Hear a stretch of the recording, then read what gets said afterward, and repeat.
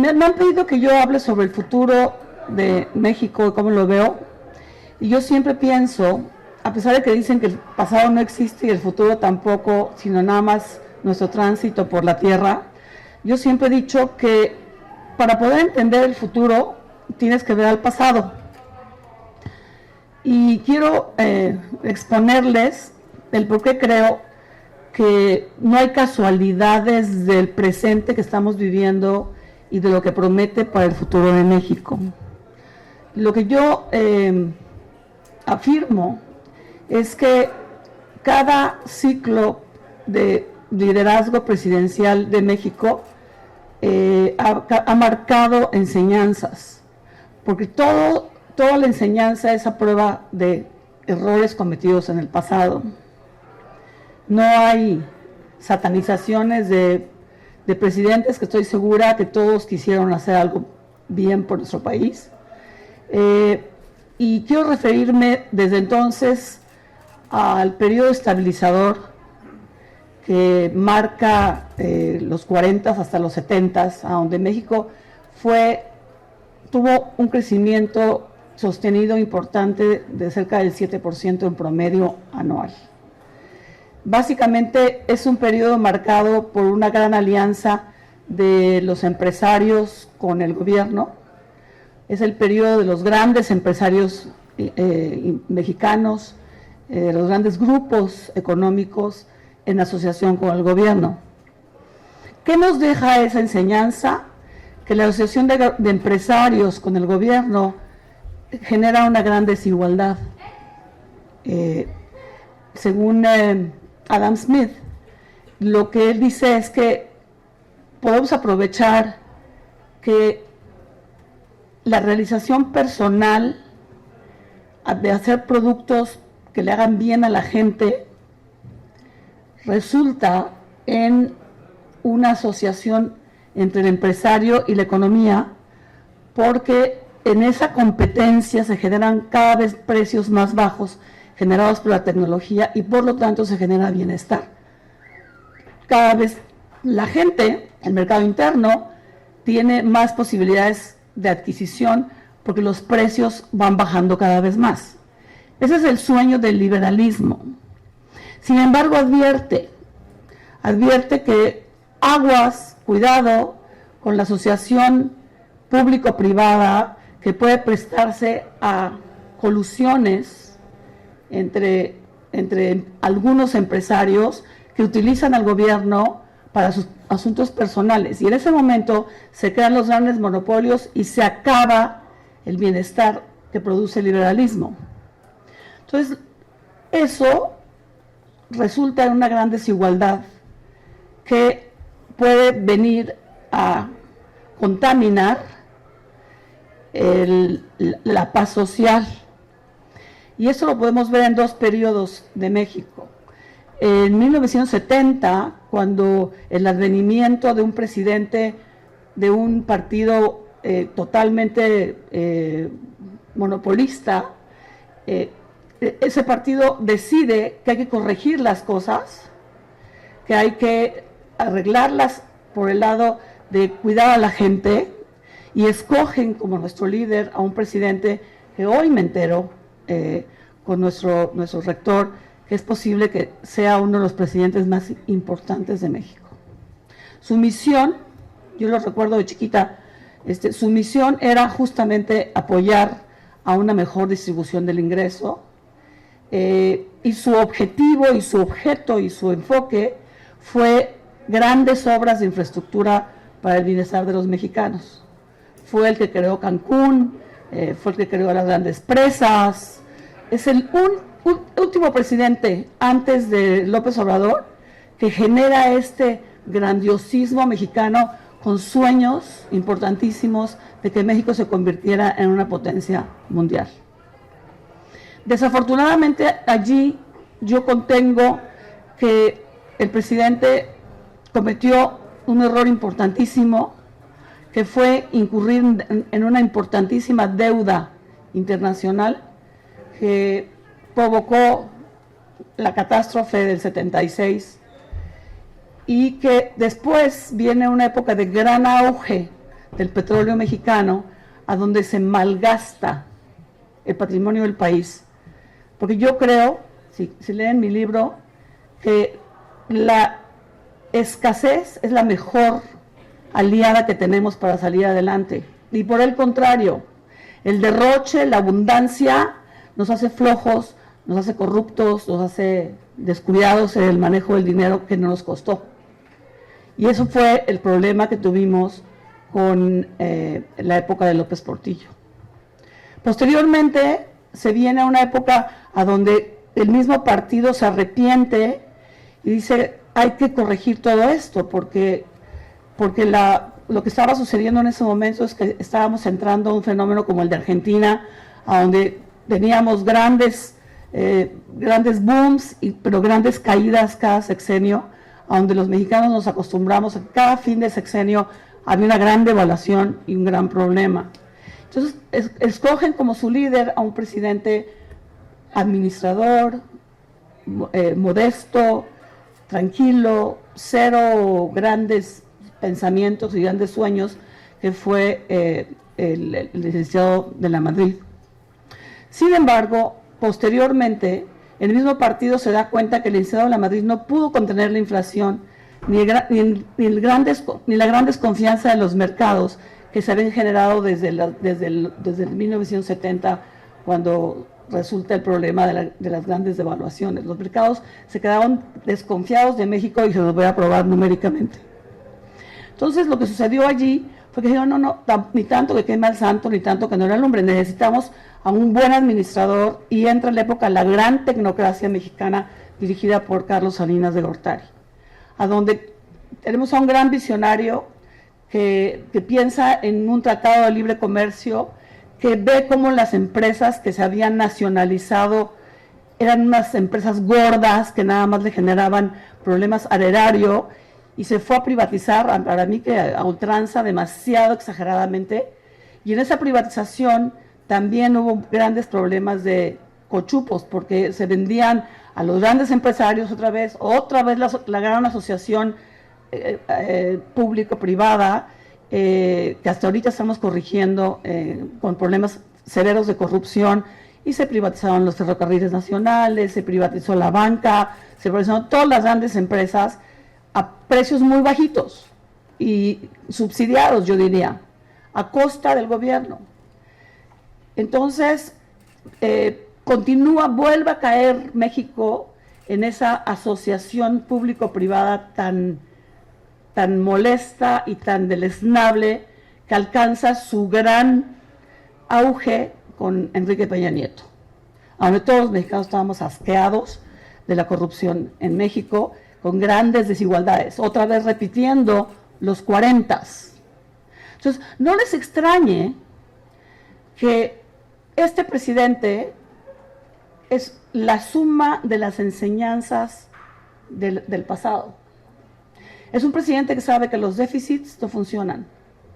Es un presidente que sabe que la desigualdad económica no funciona. Es un presidente que sabe que la inflación no funciona. Y si se dan cuenta, todas sus políticas han sido adherirse a esas lecciones. Para darles una idea, de 1970 a 1976, nuestro peso, y voy a referirme a nuestro peso como el nivel de confianza generada en los mercados, ¿ok? Nuestro peso se devaluó un 90%. Al 82, de 76 al 82, se devaluó un 85%. Del 82 al 88, un 120%. Del 88 al 94, un 380%. Del 94 al 2000, un 100%. Viene una época ya más moderada, resultado de que se pudo controlar la inflación en México a partir del salinismo, y los panistas, Fox y Calderón, disfrutan de un 12.5% de devaluación en un sexenio, un 20% de devaluación en el sexenio de Calderón, pero vuelve a empezar a subir con Peña Nieto a un 46%.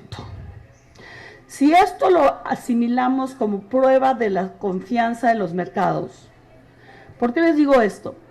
Porque hay dos tipos de mercados transfronterizos.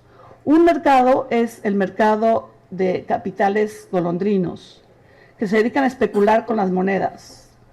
Entonces se dedican a detectar riesgo país de una manera especializada. Entonces, si ven que México va a entrar en un problema porque tiene un gran déficit, porque su deuda cada vez está más chiquita, como ocurrió en el 94, salen en estampida y botan a la moneda de una manera impresionante.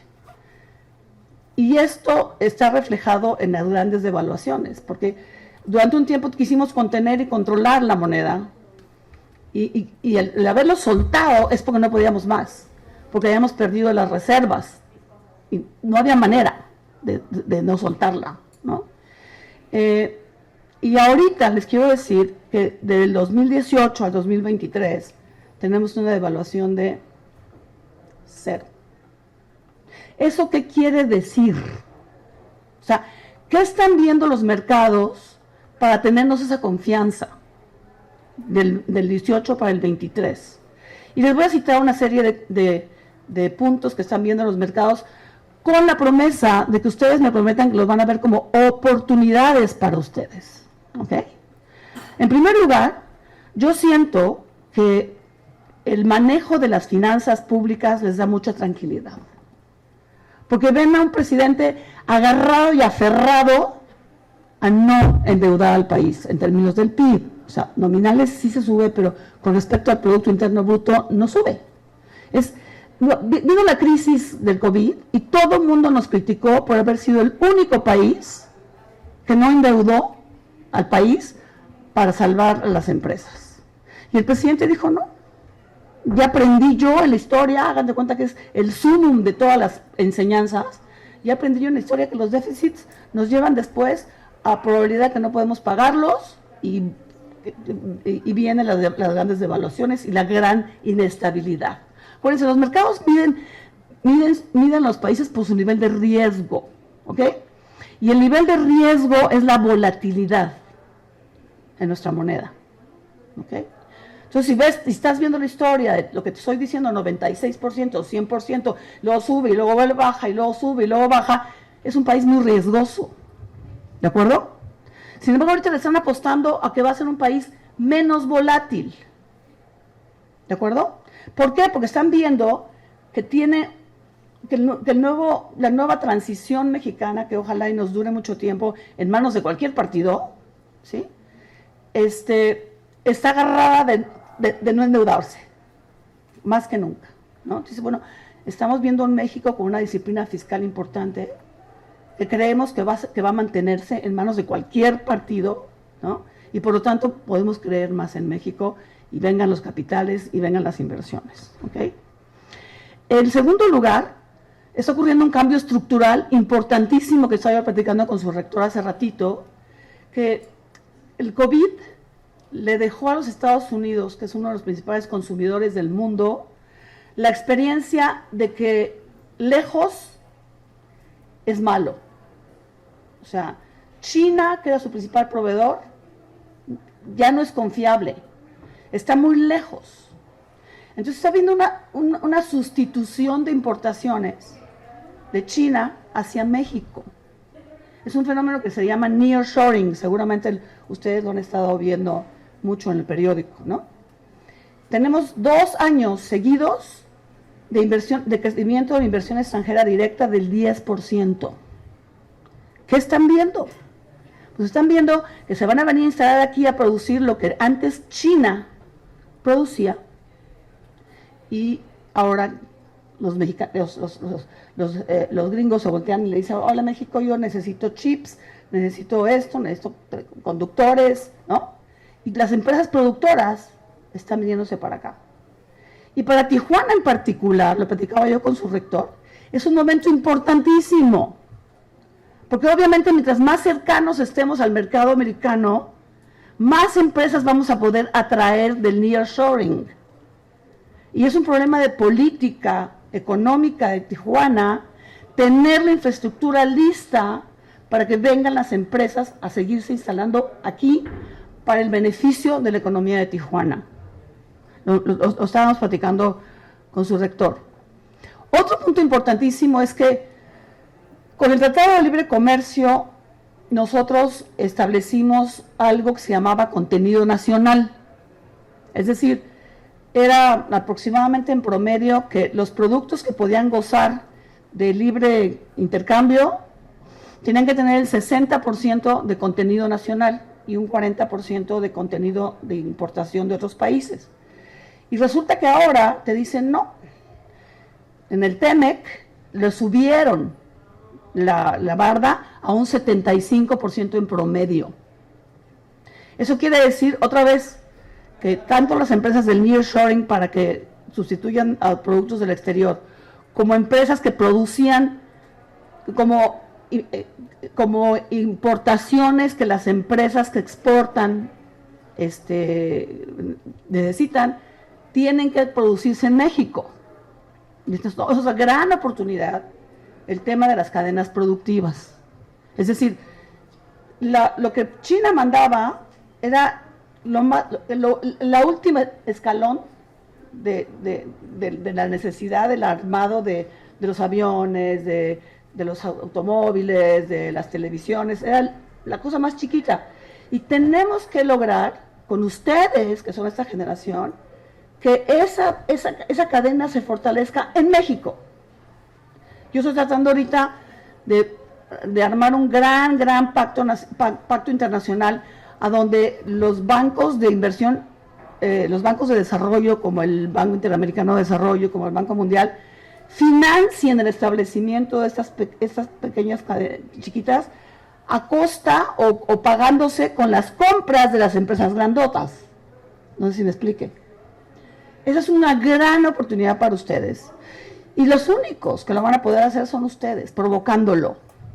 Viendo qué importaba la gran exportadora de Ford de China y decir, a ver, yo me voy a especializar en eso y yo voy a ser un proveedor competitivo, ¿no?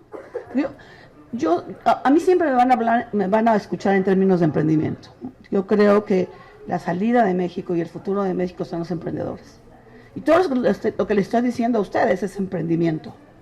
Tanto ir a averiguar qué era lo que Estados Unidos importaba de China en términos generales para que nosotros lo podamos exportar y qué tipo de cosas tenían que importar las armadoras nuestras para exportar a China, para exportar a Estados Unidos, para también hacerlo nosotros. Son ideas de emprendimiento para ustedes que son grandes oportunidades, porque lo del nearshoring es un cambio estructural. Es un cambio estructural que nos tiene con un superpeso y con unas perspectivas de crecimiento. Alguien me regañaba la vez pasada en el Reforma, Fray Bartolomé dijo, ¿qué estaba pensando la diputada que vive otra realidad diciendo que México promete ser una de las economías más importantes del mundo? Les estoy diciendo las razones. O sea, un cambio estructural del nearshoring, un cambio estructural en la parte de cadenas productivas, un México estable, a donde el presidente ha mostrado que a pesar de ser izquierda, tiene un gran respeto por el Instituto Central. Como saben, uno de los grandes logros del neoliberalismo fue lograr que tuviéramos un banco independiente, porque antes, con el tornillo de mano del presidente, imprimíamos dinero, y al imprimir dinero generábamos inflación. ¿Ok? Ahora no, el Banco Central es totalmente independiente. Claro, el presidente nombra a los gobernadores y subgobernadores, ¿no? Pero pues alguien tiene que hacerlo, pero básicamente el punto es que después de eso el presidente no puede volver a decirle, oye, yo te di la chamba, ahora mándame dinero. Es imposible. Y el presidente ha mostrado que heredó y continúa probando su respeto a la independencia del Banco Central. Y eso es un gran respiro también para los mercados. El otro punto es que el presidente ha logrado una mejor distribución del ingreso. O sea, no es casual el rollo de por el bien de México, primero los pobres. Necesitamos redistribuir. ¿Y para qué? Imagínense que no soy la Madre Teresa, que soy nada más una economista dura y clara. necesito crear un mercado interno. Necesito crear un mercado interno para que realmente pueda yo generar un mercado de 120 millones de mexicanos, de los cuales 70 millones subconsumen porque están en la línea de pobreza. Entonces, esos 70 millones de mexicanos son los pobres. Son primero los pobres. Por el bien de México, primero los pobres. Y no es casual, entonces, que el consumo privado en México ha subido del 70 al 72% del Producto Interno Bruto en México en esta administración. Se está fortaleciendo el mercado interno, la gente está consumiendo más porque tiene más lanita. Y sí, efectivamente, estamos benditos por las remesas, por supuesto que sí. Y eso no es obra del presidente, o sea, es obra de los mexicanos de afuera que han salido a ayudar a su familia, ¿no? Pero sí, yo sí quiero pensar que el sistema de transferencias del presidente, a donde apoya a becas para que sigan estudiando, a donde apoya a las mamás para que puedan trabajar y dejar a sus niños en guarderías privadas, a donde apoya pues, toda esa parte de jóvenes construyendo el futuro, a donde generan ingreso en nómina a empresas como hasta por 3,000 pesos durante un año, y que al año el 60% de las empresas los contratan. El 60% de los jóvenes construyendo el futuro quedan contratados en las empresas. Eso es ingreso. Todo eso es generar ingreso a través de gasto gubernamental muy enfocado. ¿Okay? Y por eso el consumo ha aumentado. Y eso lo ve el analista financiero de afuera para estar tranquilo y decir, mira, hay un mercado interno en México que ya viene para arriba. Entonces, todas esas fintechs que ven ahorita son fintechs orientadas al consumo. Te entrega una tarjeta de débito, que es un monedero, y en ese monedero pone dinerito, y con ese dinerito tú transacciona, y yo te estoy viendo en qué estás transaccionando, y ya luego te vendo tu lista de consumo a las compañías productoras de consumo. No sé si me expliqué. El patrón del 70% de los jóvenes es comprar Converse. Entonces, y se lo pasan al Converse. Entonces Converse comienza a mandar a sus aplicaciones, comienza a mandarles, oye, ahorita hay feria de Converse, compra. Es el consumismo en el que se basa Estados Unidos, que yo no estoy muy de acuerdo, pero que todos los países muestran que mientras más desarrollo hay, el consumo es la principal máquina de progreso. Entonces, mientras más subamos nuestro consumo, más estamos mostrando que tenemos un mercado interno mejor, más profundo. Yo creo que los países occidentales principalmente valoran mucho el nivel de la democracia en México. Y ha habido eventos recientes que han mostrado que no hay realmente una liazón entre el Ejecutivo, el Legislativo y el Judicial. Al presidente le han ganado varios amparos, no favorecieron a su ministra de la Corte para poder ser la presidenta de la Corte, le han dado muchos descalabros al presidente y eso prueba que no está ordenando nada en la Corte. Y antes sí, el presidente era el jefe de la Corte. Y vas a hacer esto, vas a hacer esto. Ya no, grandes empresas se están amparando contra medidas del presidente. Y en el legislativo lo mismo. Hemos perdido dos iniciativas importantísimas para México, que son la de la reforma eléctrica y la electoral. Sí, efectivamente los diputados de Morena votamos por la reforma, pero ya no tenemos la mayoría en la Cámara y pues el legislativo manda. Y eso se llama democracia, señores. Entonces, un México más demócrata, pues obviamente es un México a donde está más manejado por el pueblo en lugar de estar manejado por una sola persona, y eso gusta a los mercados, digo yo. Creo que sí cuenta, ¿no? Otro punto importantísimo que creo que existe también es el punto de la política ciega del presidente de no tolerar la corrupción. Yo sé que nos falta muchísimo tiempo para que realmente los municipios no sean corruptos. y me los he encontrado además. Pero la gran política del presidente de cero corrupción, lo que está mostrándole al mundo es que las empresas que vengan van a ser tratadas parejo. Porque antes decían, bueno, pues si el proveedor de Pemex está asociado, yo no puedo competir contra ese proveedor de Pemex, porque está nombrado por el presidente, como el caso de Lozoya, ¿no? Y los grandes escándalos de asociaciones de las empresas que se llevaban un tajo del servidor público. Entonces, al mostrar al presidente que no está dispuesto a tolerar ese tipo de asociación público-privada corrupta, le está diciendo a las empresas, te voy a tratar igual, porque no estoy favoreciendo a mis empresas. Es piso parejo. Y eso también les gusta mucho a las empresas, que ya hay más transparencia en el trato y hay menos arreglos en lo oscurito para mis empresas mexicanas.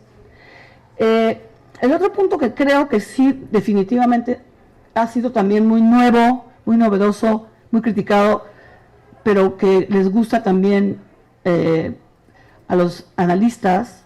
Acuérdense que los analistas ven volatilidad, los analistas ven riesgo, ¿okay? En el pasado, como importábamos el 70% de las gasolinas, y ya le bajamos al 50% y esperamos que con las nuevas medidas del presidente lleguemos al cero, pues obviamente se iba el precio del petróleo para arriba, y por un lado vendíamos nuestro petróleo más barato, más caro, y teníamos ingresos, ¿no? Pero el precio de las gasolinas se venía para arriba, y como hay una política del país de que las gasolinas estén accesibles para la gente, pues el que aguantaba vara era el gobierno, subsidiaba el precio de la gasolina. Pero ¿saben qué? Llegaba un momento que como el peso, que levantaban las manos y cada año había un gasolinazo, ¿no? No puedo más, y ¡pah! El consumidor recibió un madrazo cada año. Eso se llama volatilidad, igual que el peso, que ya no aguanto más, suéltenlo, ¿no? Y ahora no. La política del presidente de importar, de producir nuestras propias gasolinas, ha servido para que haya una menor volatilidad en el consumidor y una mayor confianza en la política del gasto mexicana. Yo todavía contengo que el presidente, por ser muy verde, no quiere hacer fracking con gas para nosotros, porque el gas, ahí sí estamos sujetos a la volatilidad del gas. Acuérdense que pasó en diciembre, a donde entró el presidente con toda la CFE y todo el mundo a producir lo que las empresas de gas se salieron y dijeron, yo no produzco, ¿no? Por los precios de importación de Estados Unidos del gas natural. Y lo que le estoy apostando es a que el presidente ahora sí se ciña al punto de producción de energía más verde. Como saben, en el Plan Sonora está muy metido un ambiciosísimo proyecto de producción de energía solar, ¿no? Por parte del gobierno, ¿no? Para poder sustituir el rollo del gas natural. Otro punto importantísimo que yo creo que también están viendo los mercados es que finalmente México está ejecutando una política de ecualización del norte con el sur.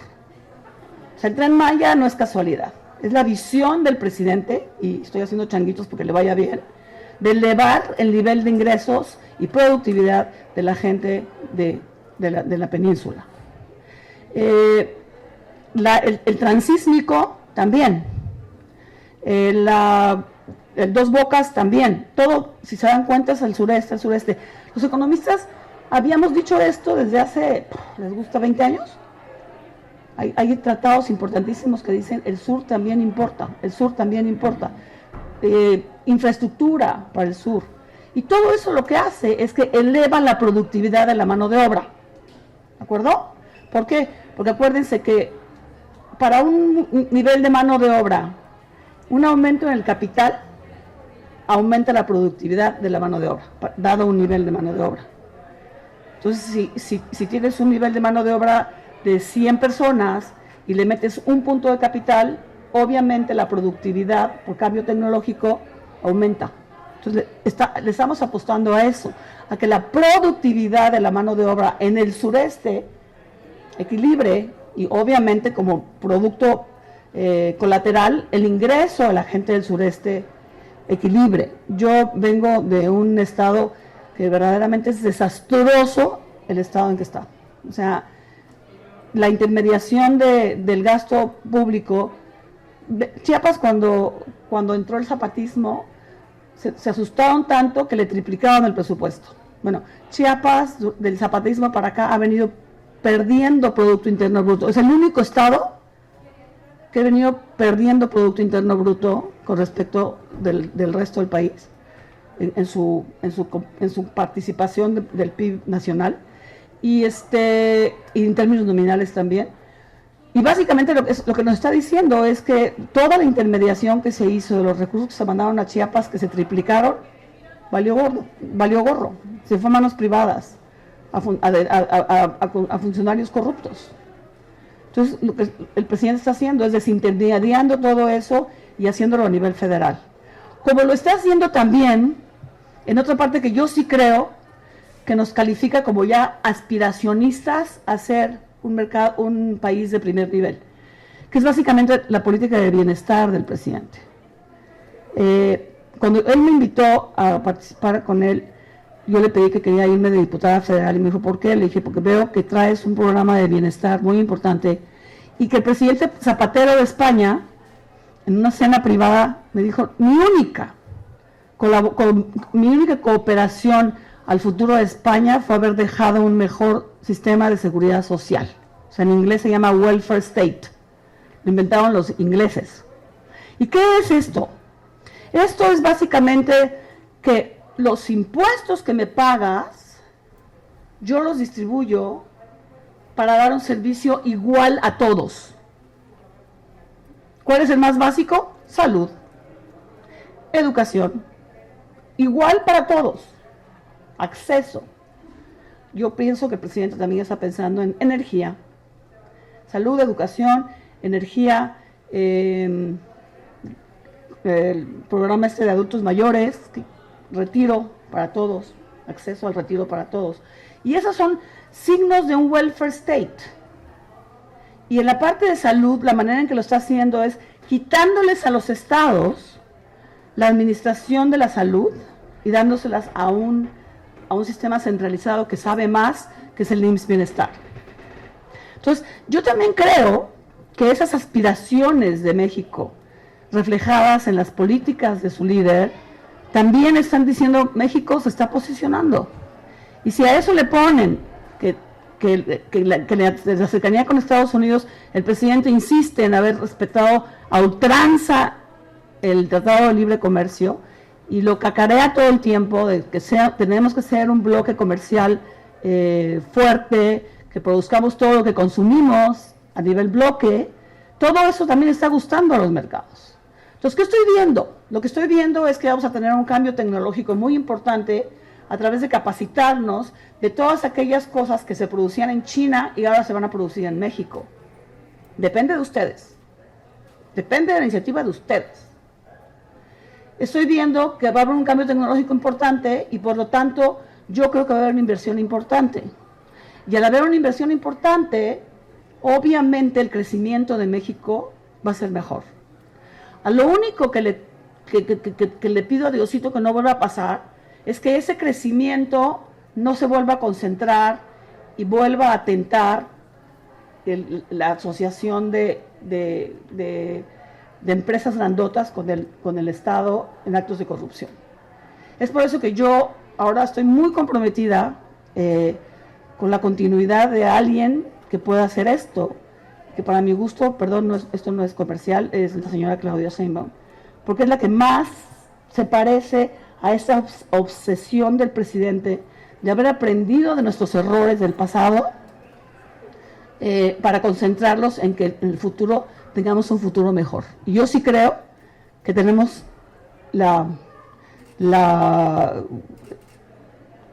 el pretexto para ser optimistas por todo lo que les he dicho.